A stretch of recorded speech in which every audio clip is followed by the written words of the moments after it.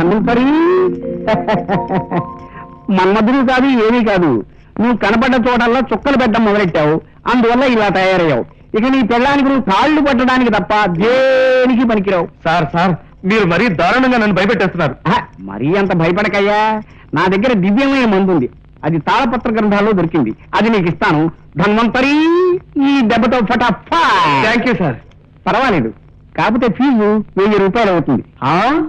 ఇలాగే నోరు తెరిచి ఓ పేషెంట్ అంత ఫీజు ఇవ్వలేని వెళ్ళిపోయాడు, ప్రస్తుతం హాయిగా ఉన్నాడు. అదేమిటి సార్, మందులు వాడకపోయినా కూడా జబ్బు తగ్గిపోయిందా? లేదు, పెళ్ళా లేచిపోయింది. అతనే ఇతను ప్రస్తుతం నా దగ్గర కాంపౌండర్. సార్ కొంచెం కన్సెషన్ ఇప్పించండి సార్. సరే ఓ బండి. ఏమిటి సార్ ఇది? నువ్వు కూడా నా దగ్గర కాంపౌండర్ గా చేరు. వద్దులేండి, ఇదిగోండి ఫీజు, మందు ఇవ్వండి. ఇది సుఖపడే వాళ్ళ లక్షణం. ఇది వీరపురుష చూర్ణం, ఉధృతమైన మగతనానికి. ఇది అతినారీ భస్మం, ఉండలేని ఆడతనానికి. ఇది నువ్వు, ఇది మీ ఆవిడ పాల్లో కలుపు తాగండి. ధన్వంతరి ఫటాఫట్. ఈ మందులు వాడితే దుష్ట శక్తులేవి దగ్గరకు రావంటారా? దుష్ట శక్తులేవి నీ దగ్గరికి రావు, నువ్వు నా దరిదాపుడికి రావు. మన్మథ, ఈ దెబ్బతో నీ ఆట కట్టు. ఇది వీరపురుష చూర్ణం, ఇది అతినారీ భస్మం. నేనే ఓడిపోయాను మానవ అని ఈ దెబ్బతో లొంగిపోతావు.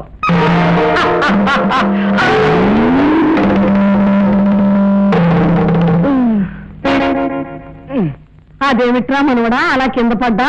అదిగోమండి మానవ అన్నావు. నీకేమైనా చెవుడొచ్చిందా? మనవడా అన్నాను, ఎందుకు అలా కింద పడ్డావు? సంతోషం ఎక్కువైనప్పుడు అలా కింద పడుతుంటాలి. మా ముసలైనా ఇంతే, సంతోషం ఎక్కువైపోతే చెట్టెక్కి కూర్చునేవారు. మహానుభావులు ఏ లోకంలో ఉన్నారో ఏమో. నువ్వు కూడా ఆ లోకానికే బయలుదేరావా? అప్పుడేనట్రా, గుళ్ళో పురాణం విని వస్తాను. త్వరగా వెళ్ళు. కుడివైపు వీరపురుష చూర్ణం, ఎడమవైపు అతినారీ భస్మం. కరెక్ట్.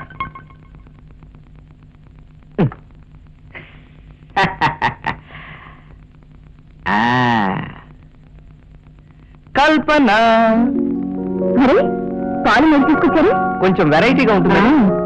ప్రతి రాత్రి ఏదో ఒక వెరైటీగానే ఉంటుంది. వ్యంగ్యాలు వెక్కిరింపులు వద్దు, ఒక్కసారి పాలు తాగి చూడు, నీకే తెలుస్తుంది. మన్మథ, ఇక నువ్వు నన్నేమీ చేయలేవు. చేస్.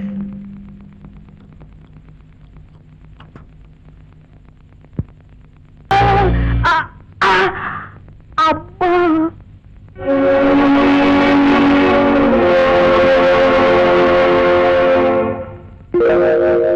మరేం పర్వాలేదు, రాత్రి రెడీ లేదు. 2 రోజులు బెడ్ రెస్ట్ తీసుకుంటే 2 రోజుల వీలేదు సార్, నేను ఇప్పుడే వెళ్ళిపోవాలి. ఎందుకు?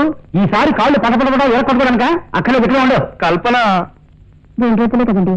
అయ్యా టైం అయిపోయింది. అవును, బిజినెస్ టైం అయిపోయింది, ఇక వెళ్ళొస్తాం. పదా వస్తుంది. సరే అంటాడా, నేను వెళ్ళొస్తా గాని నువ్వు మాత్రం మనసు నుంచి దక్కే. బామ్మ, ఏంట్రా? నాకు చిన్న అనుమానమే. ఏంటమ్మా? నువ్వు నిజంగా మా బామ్మవేనా లేకపోతే? పిచ్చి సన్యాసి, నీకు అన్ని అనుమానాలే మా ముసలాయిలాగా. అది 10 మందికి తెలియటం వల్ల కష్ట నష్టాలు వస్తాయని ఒకనొకప్పుడు మీకు చెప్పాను, గుర్తుందా? ఉందిలే. ఇప్పుడు ఆ విషయం పడుకున్న వాడిని లేపి చెప్పాలా? అబ్బే, దాని ఫలితం ఇప్పుడు నువ్వు అనుభవించబోతున్నావు, అందుకని చెప్పాను.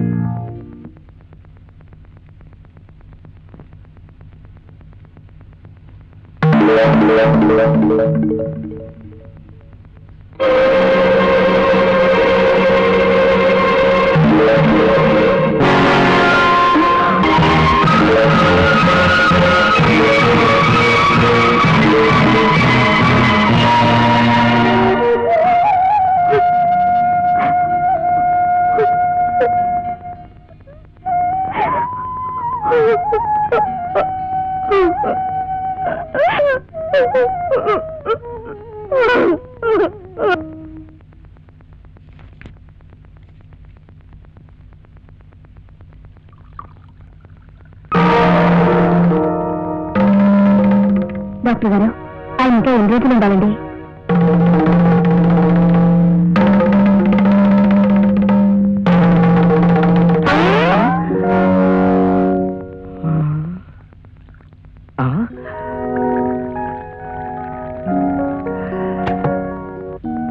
కల్పన, కల్పన, కల్పన, కల్పన, కల్పన, కల్పన, మరి నా కౌకి ఉంది ఎవరు? కల్పన నువ్వు అనుకుని నిజం కల్పన నువ్వు అనుకుని నీ గురించి శృంగారం రాసిందంతా నిజమన్నమాట. ఏం రాసింది? నీ శృంగార లీలలు. అదే చెప్పానుగా నువ్వు అనుకుని. ఇలా ఎంతమంది అనుకుంటున్నారు? కల్పన పైగా అబద్ధాలు కూడానా? ఎదురుగా కనపడుతున్న నేను అవసరం లేదు, ఎవరిలో చూసి నేను అనుకున్నారా? కల్పన కల్పన నా మాట నమ్ము. నమ్మానండి, మీరు నన్ను ప్రేమిస్తున్నారని నమ్మాను, నమ్మి మోసపోయాను. ప్రతిరోజు ఏదో సాకుతో దూరం అవుతుంటే అవన్నీ నిజమని నమ్మాను. మీరు నాకెందుకు దూరంగా ఉంటూ వచ్చారో ఇప్పుడు అర్థమైంది. కల్పన నేనంటే ఇష్టం లేనప్పుడు నన్ను ఎందుకు పెళ్లి చేసుకున్నారు? చెప్పండి, నన్ను ఏం చేయాలనుకున్నారు? కల్పన ఇప్పుడు నువ్వు ఆవేశంలో ఉన్నావు. నేనేం చెప్పినా నీకు అర్థం కాదు. ఇప్పటి వరకు అర్థమైంది చాలండి. అడ్డమైన తిరుగుళ్ళు తిరిగే భర్తతో కాపురం చేయాల్సిన అవసరం నాకు లేదు. కల్పన గుడ్ బై.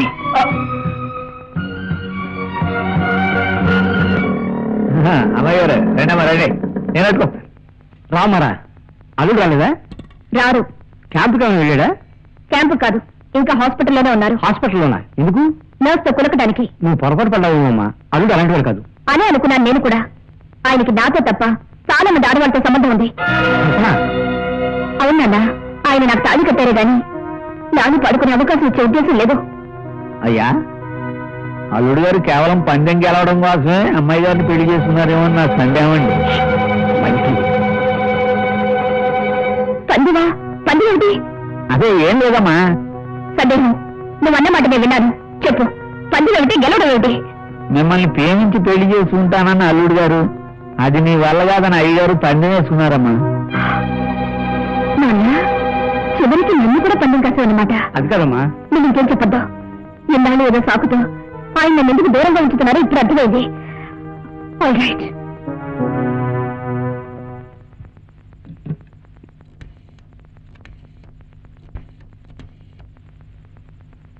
హలో, నేను కల్పనని మాట్లాడుతున్నాను. లాయర్ మాంచాల గారు కావాలి. కల్పన, ఇప్పుడు లాయర్తో ఏం పని? నా భర్త నుంచి నాకు విడాకులు కావాలి. Yes, divorce. ఎంత త్వరగా వీలైతే. చూడమ్మా, అన్నిటికంత ఆవేశం అయితే ఎలా? ఒక్కసారి తొందరపడితే జీవితాంతం బాధపడాల్సి వస్తుంది. ఒక్కసారి ఆలోచించు. ఇంకా ఆలోచించేదేమీ లేదు. తొందరపడి పెళ్లి చేసుకున్నాను, ఇప్పుడు బాధపడుతున్నాను. ఈ బాధ జీవితాంతం ఉండకూడదని ఈ తొందరపాటు. నా మాట కాస్త వినిపించుకో తల్లి. ఇది నా వ్యక్తిగత విషయం, సలహా వద్దు. సహాయం చేయగలిగితే చేయండి. చూడమ్మా, అతను చేసిన తప్పే. అంత మాత్రం కాపురం పాలు చేసుకుంటావా?